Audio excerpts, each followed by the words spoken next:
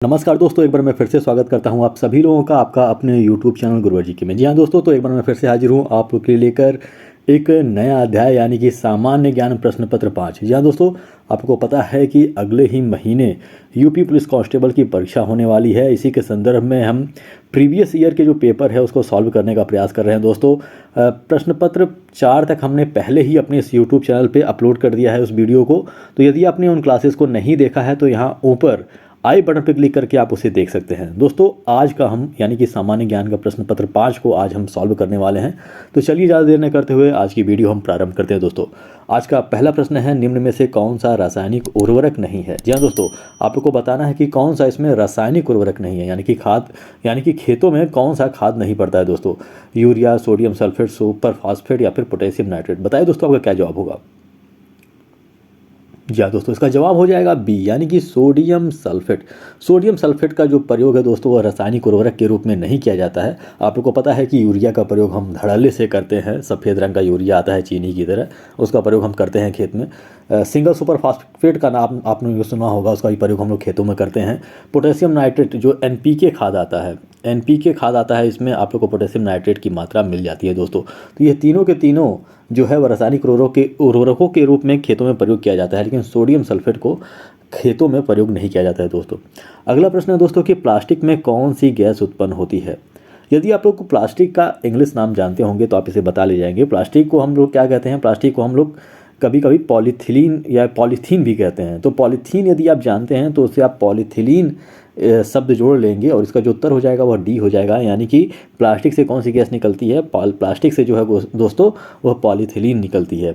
अगला प्रश्न है दोस्तों कि यहाँ पे देखिए कुछ बातें कही गई हैं, कुछ कथन कहे गए हैं और आपको बताना है कि इसमें कौन कौन से कथन सही हैं। पहला कथन है कि चाय तथा कॉफ़ी का संगठक कैफीन है जो मूत्रवर्धक होता है। जी हाँ दोस्तों, बिल्कुल सही है। यानी कि चाय और कॉफ़ी में क्या पाया जाता है, वो कैफीन पाया जाता है। और जो मूत्रवर्धक यानी कि यदि आप कॉफ़ी पीते हैं या फिर चाय पीते हैं तो आपको जल्दी जल्दी पेशाब लगने की संभावना हो सकती है दोस्तों। तो यह बात बिल्कुल सही है।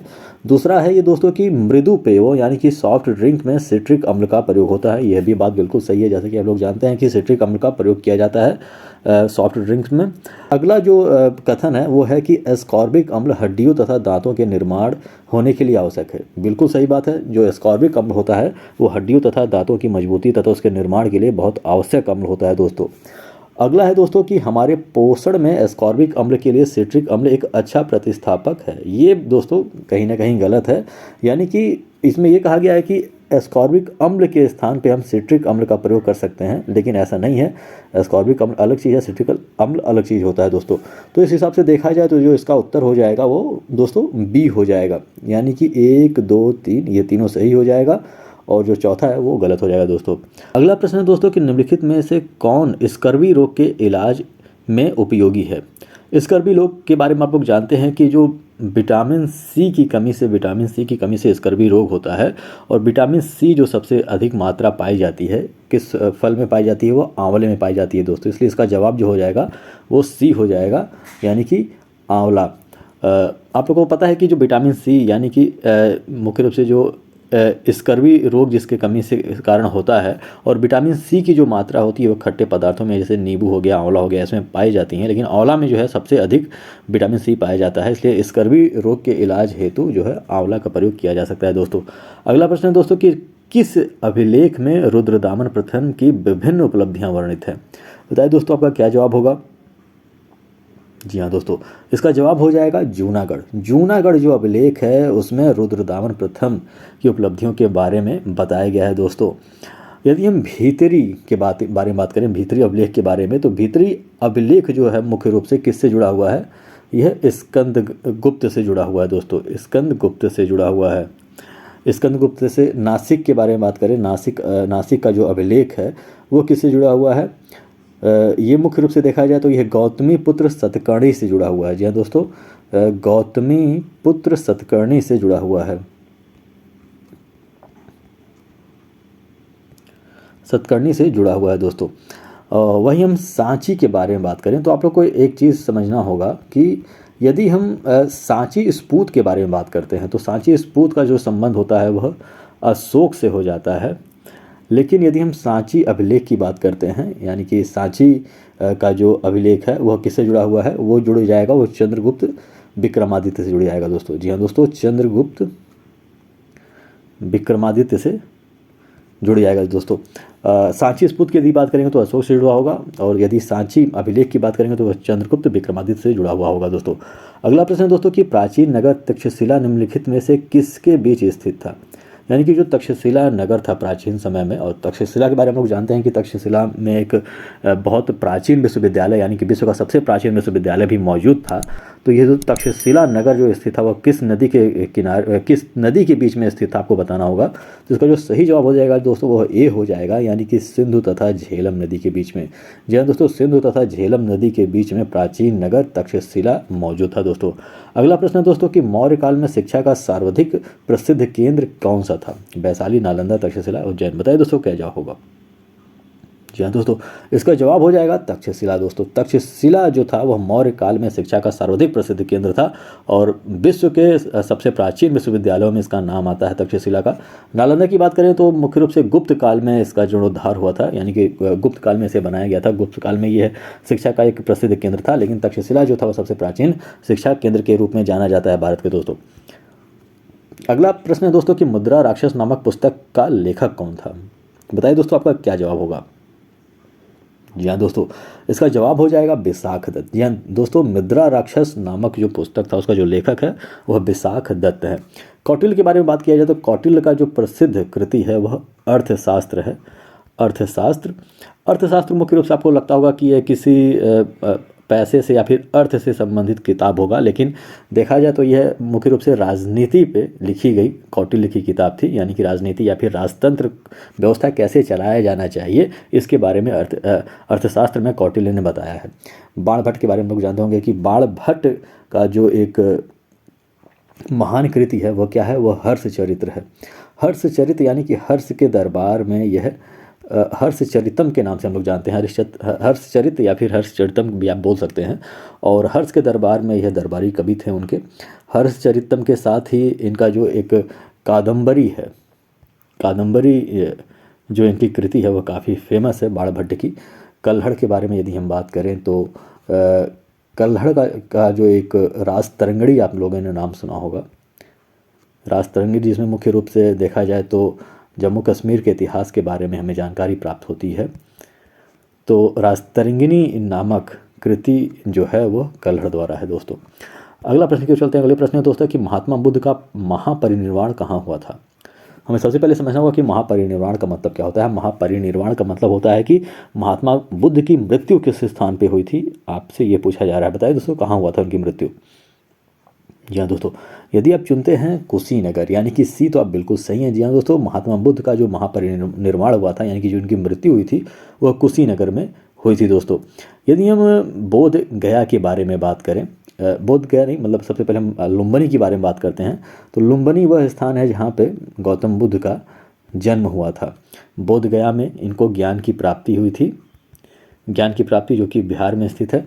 कपिलवस्तु जो था वह मुख्य रूप से साक्यगढ़ की राजधानी थी। साक्यगढ़ आप लोग जानते होंगे कि हम महात्मा बुद्ध को साक्य मुनि के नाम से भी जानते हैं, और इसलिए क्योंकि साक्यगढ़ राज्य के यह राजकुमार थे। साक्यगढ़ राज्य का जो मुख्य रूप से देखा जाए तो राजधानी जो था वह कपिलवस्तु था, और कपिलवस्तु के पास ही स्थित था लुम्बिनी, जहाँ पे महात्मा बुद्ध का जन्म हुआ था दोस्तों। अगला प्रश्न है दोस्तों कि गुलाम वंश का प्रथम शासक कौन था। बताइए दोस्तों आपका क्या जवाब होगा। जी हाँ दोस्तों, इसका जवाब हो जाएगा 1206 ईस्वी में इसकी स्थापना की गई थी कुतुबुद्दीन ऐबक द्वारा। कुतुबुद्दीन गुलाम वंश का पहला शासक था। कुतुबुद्दीन ऐबक के बाद बनता है सुल्तान इल्तुतमिश के बाद रजिया सुल्तान, उसके बाद तो मतलब थोड़ी समय बाद बलबनी साम्राज्य लेकर आता है, और कुतुबुद्दीन जो था वह पहला गुलाम वंश का शासक था दोस्तों। अगला प्रश्न है दोस्तों कि राष्ट्रीय कांग्रेस से पूर्व सबसे प्रमुख संस्था थी। बताइए दोस्तों आपका क्या जवाब होगा। जी हाँ दोस्तों, इसका जो जवाब हो जाएगा वो हो जाएगा बी, यानी कि east India association. East India association जो है वह राष्ट्रीय कांग्रेस से पूर्व सबसे बड़ी संस्था थी। राष्ट्रीय कांग्रेस की स्थापना जो आप लोग को पता होगा कि 1885 ईस्वी में हुई थी, और इससे पहले का जो सबसे प्रमुख एक राजनीतिक संस्था थी वह ईस्ट इंडिया एसोसिएशन थी। और यदि हम बात करें बंगाल ब्रिटिश इंडिया एसोसिएशन का, तो इसकी जो स्थापना थी वह 1843 ईस्वी में हुई थी। ब्रिटिश इंडिया एसोसिएशन के बारे में यदि हम बात करें तो इसका जो स्थापना था वह 1866 ईस्वी में हुआ था। और यंग बंगाल एसोसिएशन की यदि हम बात करें, यंग बंगाल एसोसिएशन की स्थापना जो थी वह 1886 ईस्वी में हुई थी, 1886 ईस्वी में हुई थी। और इंडियन एसोसिएशन ऑफ कोलकाता की यदि हम बात करें तो इसकी जो स्थापना हुई थी वह कब हुई थी, वह 1876 ईस्वी में हुई थी दोस्तों। लेकिन जब कांग्रेस की जो स्थापना 1885 ईस्वी में हुई थी, और आप लोग देखेंगे कि इसके पहले बहुत सारे, यानी कि बंगाल ब्रिटिश इंडिया एसोसिएशन हो गया, ईस्ट इंडिया एसोसिएशन हो गया, ये सब, और साथ में यंग बंगाल एसोसिएशन हो गया, ये सभी की सभी जो स्थापना हुई थी वह कांग्रेस के पहले या फिर तो आसपास हुई थी। लेकिन सबसे प्रमुख संस्था यदि कांग्रेस के पहले कोई था तो वह ईस्ट इंडिया एसोसिएशन था। और बाद में भारत में राजनीति के क्षेत्र में कांग्रेस सबसे बड़ी जो संस्था है वह उभर के सामने आती है बाद में दोस्तों। अगला प्रश्न है दोस्तों कि फॉरवर्ड ब्लॉक के संस्थापक थे। बताइए दोस्तों आपका क्या जवाब होगा। जी हाँ दोस्तों, इसका जवाब हो जाएगा डी, यानी कि सुभाष चंद्र बोस। सुभाष चंद्र बोस जो थे वह फॉरवर्ड ब्लॉक के संस्थापक थे, और उसकी जो स्थापना की गई थी वो कब की गई थी, वह 1939 ईस्वी में की गई थी फॉरवर्ड ब्लॉक की स्थापना। अगला प्रश्न है दोस्तों कि शिक्षा में सुधार हेतु ब्रिटिश सरकार ने सैंडलर विश्वविद्यालय को कब नियुक्त किया था। बताइए दोस्तों क्या जवाब होगा इसका। जी हाँ दोस्तों, इसका जवाब हो जाएगा 1917, यानी कि बी इसका उत्तर हो जाएगा। 1917 में ब्रिटिश सरकार ने सैंडलर विश्वविद्यालय आयोग नियुक्त किया था दोस्तों। अगला प्रश्न है दोस्तों, निम्नलिखित में से कौन सा एक युग में सुमेलित नहीं है। यानी कि इसमें रेलवे के जोन बताए गए हैं और सामने उसके मुख्यालय बताए गए हैं। आप लोग को बताना है कि कौन सा जोन है वह उसका मुख्यालय नहीं है, यानी कि मुख्यालय गलत दिया हुआ है। बताइए दोस्तों आपका क्या जवाब होगा। यहाँ दोस्तों, यहाँ पे देखिए उत्तर पूर्व रेलवे के बारे में बात करें तो गोरखपुर बिल्कुल सही है दोस्तों। दक्षिण पूर्व रेलवे ये गलत हो गया दोस्तों, यहाँ पे भुवनेश्वर नहीं होगा, बल्कि यहाँ पे क्या होता है, दक्षिण पूर्वी रेलवे का जो जो मुख्यालय है वो क्या है, वो कोलकाता है दोस्तों। पूर्वी रेलवे का भी मुख्यालय कोलकाता है, दक्षिण पूर्व मध्य रेलवे का बिलासपुर है, यानी कि भुवनेश्वर जो है वो दक्षिण पूर्व रेलवे का मुख्यालय ना होकर कोलकाता इसका मुख्यालय है। यानी कि इसका उत्तर जो हो जाएगा वह 20 सही हो जाएगा, यानी कि 20 में से गलत है, यानी कि सुमेलित नहीं है दोस्तों। अगला प्रश्न है दोस्तों, राजीव गांधी राष्ट्रीय युवा विकास संस्था कौन से राज्य में स्थित है। बताइए दोस्तों क्या जवाब होगा आपका। जी दोस्तों, इसका जो जवाब हो जाएगा वो ये हो जाएगा, यानी कि तमिलनाडु में राजीव गांधी राष्ट्रीय युवा विकास संस्था मौजूद है दोस्तों। अगला प्रश्न है दोस्तों, इसमें भी सुमेलित ही करना है आप लोगों को और बताना है कि कौन सा वन्य जीव अभयारण्य कहाँ पे मौजूद है।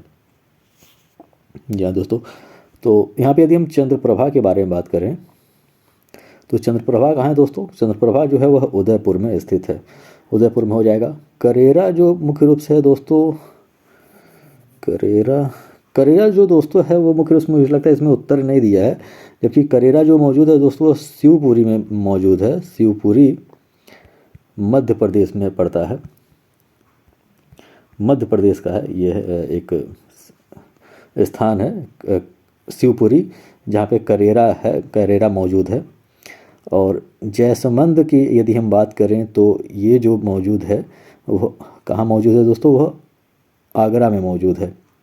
और नाहरगढ़ की यदि हम बात करें तो ये मुख्य रूप से देखा जाए, नहीं दोस्तों लगता है कुछ गड़बड़ हो रहा है इसमें, हम फिर से इसे देखने का प्रयास करते हैं क्योंकि इसमें शायद कोई ऑप्शन जो है वो गलत दे दिया है। चंद्रप्रभा मुख्य रूप से देखा जाए तो चंद्रप्रभा जो मौजूद है वो वाराणसी में मौजूद है दोस्तों, वाराणसी में मौजूद है। करेरा जो है दोस्तों वो इसमें ऑप्शन नहीं दिया हुआ है, वो शिवपुरी में मौजूद है,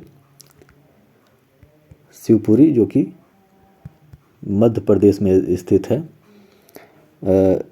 जैसमंद जो है दोस्तों वह उदयपुर में स्थित है। और नाहरगढ़ जो है दोस्तों मुख्य रूप से देखा जाए तो यह जयपुर में स्थित है। अब जाके दोस्तों ये सही हुआ है, यानी कि देखा जाए तो इसका उत्तर जो होगा वह सी होगा। और यहाँ पे करेरा का झांसी ना होकर शिवपुरी मध्य प्रदेश हो जाएगा, तब ये सही हो जाएगा 4-2-5-1। यानी कि चंद्रप्रभा जो है मुख्य रूप से वो वाराणसी में स्थित है, करेरा जो है शिवपुरी मध्य प्रदेश में स्थित है, जयसमंद जो है मुख्य रूप से देखा जाए तो उदयपुर में स्थित है, और नाहरगढ़ जो है वह जयपुर में स्थित है। नाहरगढ़ जो है वह जयपुर में स्थित है। तो अगले प्रश्न की ओर चलते हैं दोस्तों। अगला प्रश्न है, भारत का निम्नलिखित में से कौन सा प्राकृतिक बंदरगाह नहीं है? बताइए दोस्तों आपका क्या जवाब होगा। जी हाँ दोस्तों, इसका जो जवाब हो जाएगा वो चेन्नई हो जाएगा, क्योंकि कोचीन, मुंबई और विशाखापत्तनम ये सभी के सभी प्राकृतिक बंदरगाह हैं, लेकिन ये चेन्नई जो है वह कृत्रिम बंदरगाह है। आप लोग को समझना होगा कि ये बंदरगाह क्या होता है और कृत्रिम और प्राकृतिक बंदरगाह क्या होता है।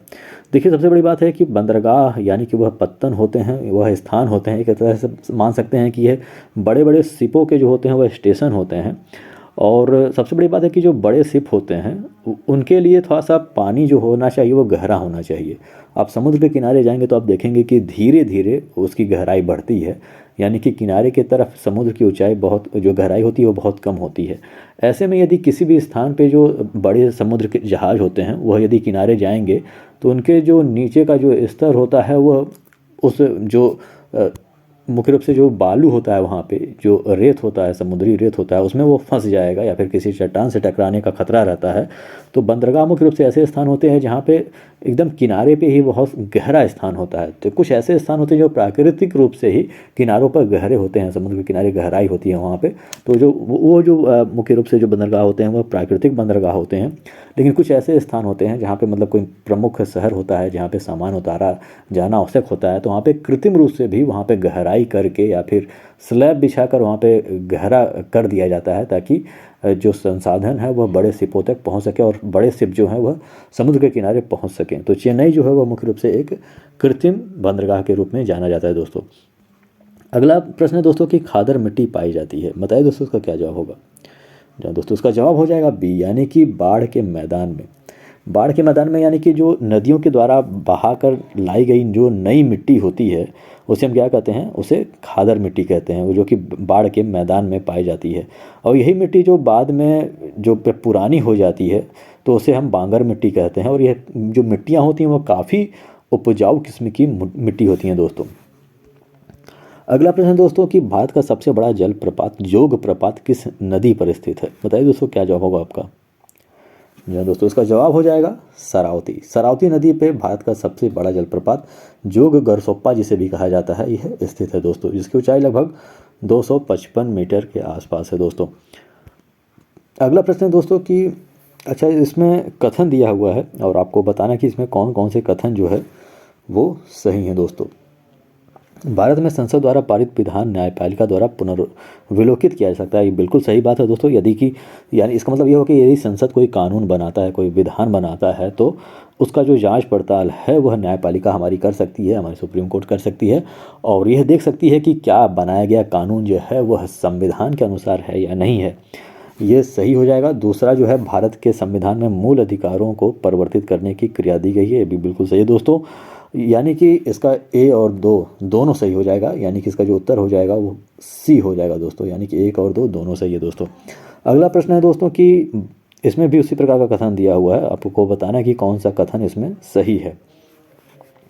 इसमें पहला कथन है, भारत के संविधान में पुरुषों तथा महिलाओं द्वारा समान कार्य के लिए समान वेतन देने को बढ़ावा देने के लिए कोई उपबंध नहीं है। ये तो दोस्तों हो जाएगा गलत, क्योंकि उपबंध दिया गया है, यानी कि इसमें बताया गया है भारतीय संविधान में कि यदि पुरुष और महिला एक ही कार्य को करती हैं तो एक ही कार्य के लिए उन्हें समान वेतन दिया जाना चाहिए। दूसरा है कि भारत के संविधान में पिछड़े वर्ग को परिभाषित नहीं किया गया है। बिल्कुल सही दोस्तों, भारतीय संविधान में पिछड़े वर्ग को परिभाषित नहीं किया गया है, जबकि SC ST को परिभाषित किया गया है, लेकिन OBC जो वर्ग है उसे परिभाषित नहीं किया गया है दोस्तों। तो ये सही है, यानी कि इसमें केवल जो दूसरा होगा वो सही हो जाएगा दोस्तों। अगला प्रश्न है दोस्तों, जब भारतीय न्यायिक पद्धति में लोकहित मुकदमा यानी कि PIL लाया गया तब भारत के मुख्य न्यायमूर्ति कौन थे। ये काफ़ी महत्वपूर्ण प्रश्न है दोस्तों, बहुत बार ये एग्जाम में पूछा जा चुका है। बताइए दोस्तों इसका क्या जवाब होगा। जी दोस्तों, इसका जवाब हो जाएगा PN भगवती, यानी कि D। PN भगवती उस समय मुख्य न्यायमूर्ति थे भारत के, यानी कि सुप्रीम कोर्ट के मुख्य न्यायमूर्ति थे, जब PIL यानी कि लोकहित मुकदमा लाया गया था। लोकहित मुकदमा मुख्य रूप से इसका जो कॉन्सेप्ट है वह अमेरिका से लिया गया है, और यह मुकदमा ऐसा होता है जो सार्वजनिक रूप से लिया जाता है, यानी कि यदि समाज के कुछ समूह के लोग यदि किसी चीज़ से प्रताड़ित रहते हैं तो उस लोगों के लिए, उन लोगों के फ़ायदे के लिए इस प्रकार का मुकदमा दायर किया जाता है, जिसे हम लोकहित मुकदमा कहते हैं। और इसमें उस व्यक्ति का जो पीड़ित है उसे प्रत्यक्ष रूप से रहना आवश्यक नहीं है, यह कोई वकील या फिर यहाँ तक कि जो न्यायालय के जो न्यायाधीश हैं वह खुद उस चीज़ को लेकर PIL दायर कर सकते हैं और यह जारी कर सकते हैं। यह मतलब ये रिपोर्ट लगा सकते हैं कि यदि उनके साथ कहीं शोषण हो रहा है या फिर किसी प्रकार के अधिकार का हनन हो रहा है तो वो ना होने पाए। जैसे देखा जाए कि मान लीजिए आप किसी बस्ती के किनारे रहते हैं और यहाँ पे कोई एक कारखाना लगाया गया है, और कारखाना से निकलने वाला जो धुआं है और जो उससे जो प्रदूषित पानी है उससे आसपास के जो लोग हैं वह बीमार पड़ रहे हैं। अब ये सामूहिक रूप से प्रभावित होने वाली चीज़ें हैं, तो इसमें आप PIL दायर कर सकते हैं, यानी कि आप सुप्रीम कोर्ट में डायरेक्ट जा सकते हैं, या फिर सुप्रीम कोर्ट के जो न्यायाधीश हैं वो देखते हैं कि इस प्रकार की चीज़ें हो रही हैं तो खुद PIL लाकर इस केस की सुनवाई कर सकते हैं, या फिर कोई भी व्यक्ति जो है वह PIL दायर कर सकता है। यानी कि PIL जो होता है मुख्य रूप से खुद का मुकदमा ना होकर वह समाज के हित के लिए एक तरह का मुकदमा होता है। तो अगले प्रश्न को चलते हैं दोस्तों। अगला प्रश्न है, संविधान सभा प्रारूप समिति में कितने सदस्यों की संख्या कितनी थी? यानी कि संविधान सभा में प्रारूप समिति में सदस्यों की संख्या जो दोस्तों थी वो, इसका जो उत्तर हो जाएगा वो B हो जाएगा, यानी कि 7 थी। और जिसमें अध्यक्ष जो थे वह डॉक्टर BR अम्बेडकर थे, यानी कि भीमराव अम्बेडकर थे। उन्हीं के साथ ही अल्लादी कृष्ण स्वामी अय्यर थे, गोपाल स्वामी अयंगर थे, मुंशी थे, और मोहम्मद सादुल्ला, M मित्तल, DP खेतान, ये सभी के सभी जो थे वह 7 सदस्य थे, यानी कि प्रारूप समिति के सदस्य थे। और जो अध्यक्ष थे वह डॉक्टर BR अम्बेडकर थे, यानी कि कुल मिलाकर 7 सदस्य इसमें थे, जिसमें कि जो 6 थे वह सामान्य सदस्य थे और एक जो थे वो डॉक्टर भीमराव अम्बेडकर, यानी कि वह अध्यक्ष थे इसके। अगला प्रश्न दोस्तों कि भारत के प्रथम उप प्रधानमंत्री थे। बताइए दोस्तों आपका क्या जवाब होगा? जी हाँ दोस्तों, इसका जो जवाब हो जाएगा वो C हो जाएगा, यानी कि वल्लभ भाई पटेल। वल्लभ भाई पटेल भारत के प्रथम उप प्रधानमंत्री थे। प्रधानमंत्री के बारे में बात किया जाए तो हमारे पंडित जवाहरलाल नेहरू भारत के पहले प्रधानमंत्री के रूप में जाने जाते हैं दोस्तों। अगला प्रश्न है दोस्तों कि अच्छा, इसमें कथन दिया हुआ है और आपको बताना है कि कौन सा सही है। पहला कथन है कि कृषि लागत और कीमत आयोग 32 फसलों के लिए न्यूनतम समर्थक मूल्य की सिफारिश करता है। ये दोस्तों पहला ही यहाँ पे गलत हो गया है, क्योंकि 32 नहीं बल्कि 23 फसलों के लिए सिफारिश करता है कृषि लागत कीमत आयोग। दूसरा कि केंद्रीय उपभोक्ता मामलों, खाद्य एवं सार्वजनिक वितरण मंत्रालय ने राष्ट्रीय खाद्य सुरक्षा मिशन आरंभ किया था। ये भी दोस्तों गलत हो जाएगा, क्योंकि यदि देखा जाए तो इसमें राष्ट्रीय विकास परिषद की कृषि उप समिति द्वारा, जहाँ दोस्तों राष्ट्रीय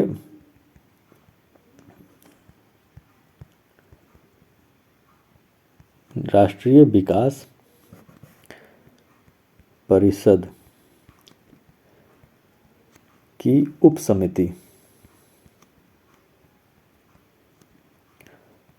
समिति द्वारा जो था वो क्या था,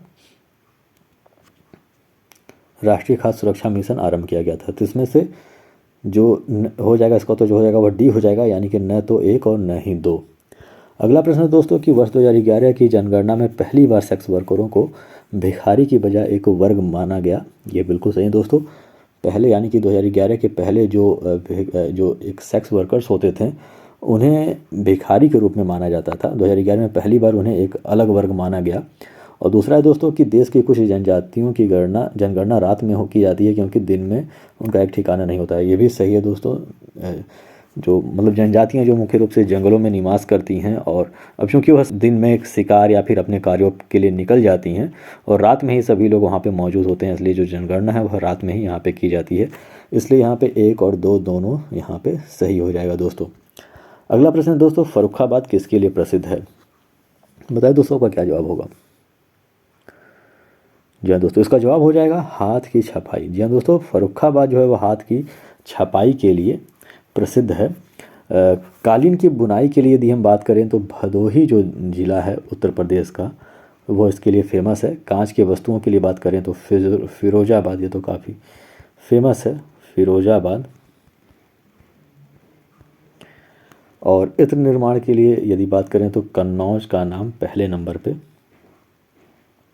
आता है दोस्तों उत्तर प्रदेश का। अगला प्रश्न है दोस्तों कि उत्तर प्रदेश में किसान भाई योजना किस वर्ष लागू किया गया था। बताइए दोस्तों आपका क्या जवाब होगा। जी हाँ दोस्तों, इसका जवाब हो जाएगा डी, यानी कि 1992 में। 1992 में दोस्तों किसान भाई योजना लागू किया गया था। आप लोग के घर में भी यदि आपके पास भूमि होगा तो आपके पास जोत के लायक यदि भूमि होगा तो आपके पास आप लोगों के पास किसान भाई योजना के तहत बनाया गया एक पासबुक होगा, जो कि नीले रंग का होता था, सामान्य रूप से नीले और हरे रंग के टाइप का होता था। और वो मुख्य रूप से एक प्रकार का पासबुक होता था जिसमें आप कृषि से संबंधित कोई भी लेन देन, खाद यदि लेते थे सरकारी गोदाम से, या फिर मुख्य रूप से देखा जाता है गेहूं का बीज, या फिर किसी प्रकार का ऋण यदि आप बैंक से लेते थे तो सभी का विवरण वहाँ पे दर्ज होता था। यदि आप अपने खेत को खरीदते या फिर बेचते थे तो उसका विवरण भी उसमें मौजूद होता था। अब इसका मतलब ये अब समय इसका नहीं रह गया है, अब लोगों के पास मौजूद है लेकिन इसका काम नहीं लगता है। जब से चीज़ें ऑनलाइन हो गई हैं, यानी कि खसरा और खतौनी जब से ऑनलाइन निकलना प्रारंभ हो गया है, सारा चीज़ें उस पर पहले से मौजूद रहती हैं, तो इस सब चीज़ों की आवश्यकता नहीं पड़ती है दोस्तों। अगला प्रश्न दोस्तों कि यहाँ पे सुमेलित करना है कि कौन सा सामान जो है वह किस शहर में, उसका केंद्र कहाँ है, ये आप लोगों को मिलान करना है। लकड़ी यानी कि काष्ठ के खिलौने की यदि हम बात करें दोस्तों तो इसका क्या उत्तर हो जाएगा। इसका उत्तर हो जाएगा दोस्तों वाराणसी। लकड़ी और काष्ठ के खिलौने की बात करें तो वाराणसी में यह पाया जाता है। खेल के सामान की बात करें तो मेरठ इसके लिए फेमस है। पीतल की मूर्ति के लिए बात करें तो मथुरा, और दिया सलाई उद्योग के लिए बात करें तो बरेली इसके लिए फेमस है। यानी कि पहले का हो जाएगा 3, दूसरे का हो जाएगा 1, और पीतल की मूर्तियों के लिए हो जाएगा यहाँ पे मथुरा यानी कि 4, और दिया सलाई उद्योग के लिए हो जाएगा 2, यानी कि 3, 1, 4, 2, यानी कि 3, 1, 4, 2, यानी कि डी इसका उत्तर सही हो जाएगा दोस्तों। अगला प्रश्न है दोस्तों कि उत्तर प्रदेश के निम्नलिखित जिलों में से किसका क्षेत्रफल सर्वाधिक है। जो सबसे बड़ा जिला होगा वही सबसे बड़ा क्षेत्रफल उसका होगा, यानी कि लखीमपुर खीरी। आप देख रहे हैं कि इसका नाम ही कितना बड़ा है, जैसे लग रहा है कि 2 जिलों को मिला दिया गया, लखीमपुर और खीरी। तो लखीमपुर खीरी का जो है वो सबसे बड़ा क्षेत्रफल है। उसके बाद यदि दूसरे नंबर की बात करें तो सोनभद्र का नंबर आता है। अगला प्रश्न है दोस्तों कि काटने एवं जलाने वाली कृषि यानी कि स्लैश एंड बर्न कल्टीवेशन के परिणाम स्वरूप उत्पन्न होता है। यानी कि यदि काटने और जलाने वाली जो कृषि होती है उसमें किस प्रकार का क्या उत्पन्न होता है, उससे क्या समस्या आती है, आपको बताना है। इसमें वनों की कटाई होती है, बिल्कुल सही है। यानी कि वनों की कटाई करके ही उसको जला कर ही कृषि किया जाता है, यानी कि वनों की कटाई होती है दोस्तों। भूमि का कटाव, जैसा कि लोगों को पता है कि जो पेड़ पौधे होते हैं वह भूमि के कटाव को रोकते हैं, तो यदि पेड़ पौधे जब काट दिए जाएंगे तो भूमि का कटाव भी बढ़ जाएगा, तो ये भी सही बात है।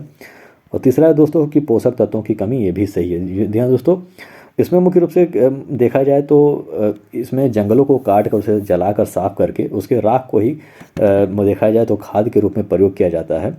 और जब धीरे धीरे पोषक तत्वों की कमी उस ज़मीन में हो जाती है तो उस ज़मीन को छोड़कर दूसरे जगह के पेड़ को काटा जाता है, फिर उसे जलाया जाता है। तो ये सभी के सभी देखा जाए तो ये इसमें मौजूद होता है, यानी कि परिणाम स्वरूप उत्पन्न होने वाली जो चीज़ें हैं वह सभी चीज़ें, यानी कि काटने एवं जलाने वाली कृषि में इस तरह की समस्याएँ उत्पन्न होती हैं दोस्तों। अगला प्रश्न है दोस्तों कि भारतीय संविधान में 1935 अधिनियम से कितने प्रावधान लिए गए। 1/2, 2/3 या फिर 1/6। बताइए दोस्तों क्या होगा जवाब आपका। जब दोस्तों का जवाब हो जाएगा बी, यानी कि 2/3 भाग को भारतीय संविधान में 1935 अधिनियम से लिया गया था दोस्तों। अगला प्रश्न दोस्तों कि एनीथिंग बट खामोश निम्न में से किसकी कृति है। यदि आप डायलॉग्स सुने होंगे शत्रुघ्न सिन्हा का तो आप समझते होंगे कि ये बहुत बोलते हैं खामोश, तो शत्रुघ्न सिन्हा का ही है एनीथिंग बट खामोश, इन्हीं की कृति है दोस्तों। अगला प्रश्न है दोस्तों कि उत्तर प्रदेश की पूर्वोत्तर दिशा में कौन सा देश है। मान लीजिए यहाँ पे उत्तर प्रदेश जो है और इसके यदि हम उत्तर पूर्व की बात करें यानी कि इस कोने की बात करें तो यहाँ पे कौन है, वह नेपाल पड़ता है दोस्तों, इसलिए उसका उत्तर जो हो जाएगा वो नेपाल हो जाएगा। यानी कि उत्तर प्रदेश के पूर्वोत्तर दिशा में कौन सा देश है, वह नेपाल मौजूद है दोस्तों। अगला प्रश्न है दोस्तों कि उत्तर प्रदेश में औसतन सर्वाधिक वर्षा किस स्थान पर होता है। बताइए दोस्तों आपका क्या जवाब होगा। जी हाँ दोस्तों, इसका जवाब हो जाएगा ए, यानी कि गोरखपुर में सर्वाधिक वर्षा होती है दोस्तों उत्तर प्रदेश में। अगला प्रश्न है दोस्तों कि उत्तर प्रदेश में नवगठित विधानसभा 2017 का क्रम कौन सा है। यदि हम 2017 के विधानसभा का सत्र यदि हम देखें कौन सा क्रम था तो वह 17वां था, और फिर 17 के बाद 18, 19, 20, 21, 22 में जो चुनाव हुआ था, यानी कि वर्तमान समय का जो क्रम चल रहा है विधानसभा का वह 18वां चल रहा है, जिसके जो मुख्यमंत्री हैं वो योगी आदित्यनाथ हैं। 17वें के भी मुख्यमंत्री जो है योगी आदित्यनाथ जी ही थे। अगला प्रश्न है दोस्तों कि एमनेस्टी इंटरनेशनल का मुख्यालय कहाँ मौजूद है। बताइए दोस्तों आपका क्या जवाब होगा। जी हाँ दोस्तों, इसका जवाब हो जाएगा ए, यानी कि लंदन। एमनेस्टी इंटरनेशनल का मुख्यालय जो है वह लंदन में मौजूद है।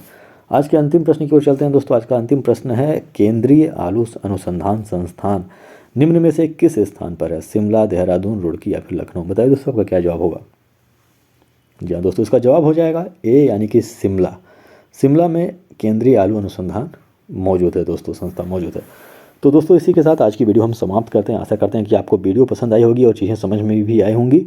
और ये बहुत ही महत्वपूर्ण प्रश्न है दोस्तों, यदि आप इसकी तैयारी करते हैं, और जैसे कि आप लोग को पता है कि हम एक ही प्रश्न में बहुत सारी चीज़ों को बताते हैं, तो आप केवल 38 प्रश्न ही हल नहीं कर रहे हैं, बल्कि आप समझ आइए कि आप कम से कम 50 से 60 प्रश्न को तैयार करके जा रहे हैं बस एक वीडियो के माध्यम से दोस्तों।